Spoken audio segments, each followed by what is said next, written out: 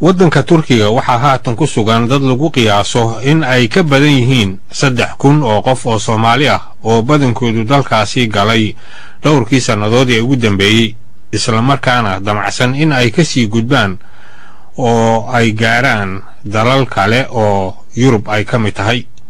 dadkaasi waxaa gargaar u fidiya hay'adda qaxootiga ee qaramada midoobay iyo dawladda Turkiga. xaaladda nolosha ee dadkaasi ayaa Cabdisalaam Hareeri waxa uu ka wareystay Maxamed Abuukar Sheekh Xasan oo ku magac dheer Maxamed Deeq oo jooga magaalada Ankara ee waddanka Turkiga. dalka Turkiga qaanuunka u degsan ma qaabilaan dadka qaxootiga ah ee ka yimaada qaaradda Afrika. saas daraateed qaxootiga Soomaalida ee ku nool dalka Turkiga waxa ay inta badan ay iska dhiibaan xafiiska qaxootiga UNHCR ee ku yaala dalka Turkiga kaas oo howlahooda qabta. laakiin dawladda Turkiga waxa ay u samaysaa inta howlahooda ay ugu dhamaanayaan oo xafiiska UNHCR ta uu uga sii qaadayo meelo kale ay waxay u samaysaa degnaansho oo dalkan ah. sidoo kale waxaa jira qaar fara badan oo ka tirsan qaxootiga Soomaalida soo gala dalka Turkiga oo ayagana u sii gudba dhankaas iyo dalka Gariiga ayagoo markaas sii mara safaro oo nafsadoodu ay halis ay ku galayso. waxa ay sii maraan badda u dhaxaysa Turkiga iyo Gariiga ayagoo raaca dooman aad iyo aad u yaryar ama laashash oo nafsadoodu ay halis ku galayso. sidoo kale waxaa jira kuwa ayagana ku gala safar lug ah oo laga yaabo in halis far badan ay kala kulmaan oo waqti badan ku qaato. waaye Maxamed Deeq marka dadkaasi Soomaalidii magaalooyinkee bay u badan yihiin oo ay ku nool yihiin? inta badan Soomaalida ku nool qaxootiga dalka Turkiga waxa ay ku nool yihiin magaalooyinka Ankara oo caasimadii dalka ah iyo Istanbul iyo gobolka loo yiraahdo Konya iyo Izmir iyo sidoo kale waxaa jira gobolka loo yiraahdo Iskashir iyo Yozgat. goboladaas ay ku nool yihiin waxaa dejiya UNHCR ta marka ay iska dhiibaan ayaa waxa ay u kala qaybiyaan ama ay ku qoraan gobolada dalka Turkiga oo yiraahdaan intii processkiina uu idinkaaga dhamaanayo maxaan ku raada halkaas ku sii noolaada. halkaas ay ku nool yihiin qaxootiga Soomaalida ee ku nool dalka Turkiga. Maxamed Deeq waad sheegtay dhinacii deganaanshiyaha iyo guriyeynta oo dawladda Turkiga taasiisa yaa kafaalo qaada marka xagga cuntadooda iyo kharashaadka kale ay u baahan yihiin? qof kasta asaga ayaa inta badan isku tashta. dabcan way jirtaa mararka qaarkood oo ay shaqaystaan qaxootiga Soomaalida si noloshooda ay u dabartaan. laakiin inta hadda aan soo sheegay wax ka badan oo ay dawladda Turkiga iyo UNHCR ta u qabato ma jiraan. laakiin waxaa jirta UNHCR ta markii halkan ay dejiso waxa ay u qabataa ballan kadibna waxa ay galaan interview baa laga qaadaa oo lagu wareysanayo xaaladooda iyo sidii waddanka ay ugu soo carareen. kadibna waxaa laga yaabaa muddo kadib in la siiyo dib u dejin waddan kale oo saddexaad.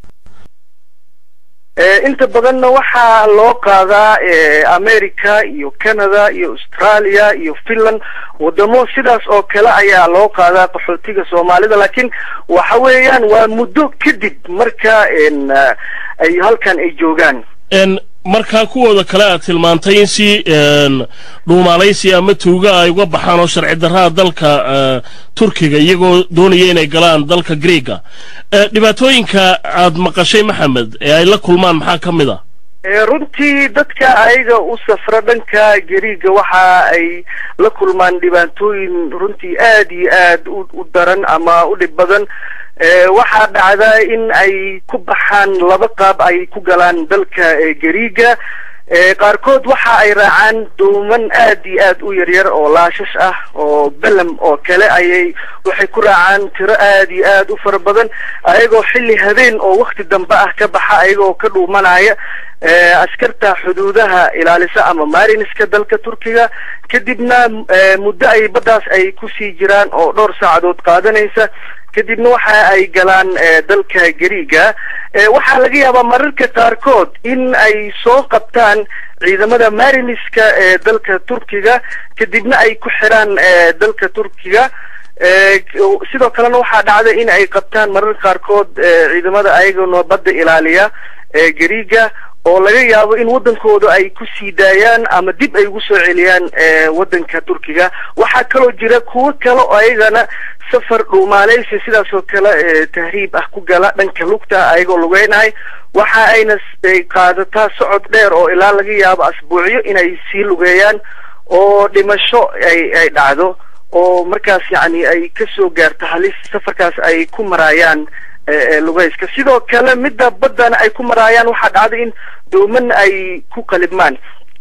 haatan dalka Turkiga waxaa ku xiran in ka badan 400 oo ruux oo laga soo qabtay safaradaas oo doonayay in si sharci darro ah ay ku galaan dalka Greega.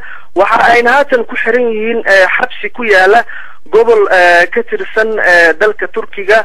waxaan wararka ugu dambeeyay ee naga soo gaaray xabsigaas ay sheegayaan in Soomaalidaas ay maxaa ku raadaan laga yaabo xilliyada soo socda in dalkoodii hooyo dib loogu celiyo. arrintaasna waxa ay timid kadib markii halkan ay booqasho ku imaadeen wafdi ka socda dawladda federaalka ku meel gaarka ee Soomaaliya oo hogaaminayo Mr. Laqanyo iyo Gaafo oo ka socday qolada jawaazaadka Soomaaliya.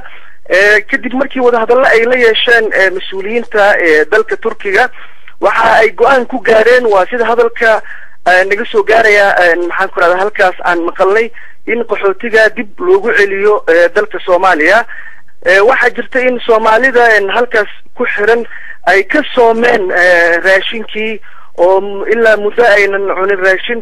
sidoo kale waxaa jirta banaanbaxyo fara badan oo ay ka sameynayaan halkaas ayagoo ka dalbanaya dawladda Turkiga in aanan dib loogu celin dalkoodii hooyo oo sida ay sheegeen ilaa iyo haatan aan nabadgelyadiisii aan xalisnayn. Maxamed Deeq oo jooga Ankara markana waa xubintii waxbarashada.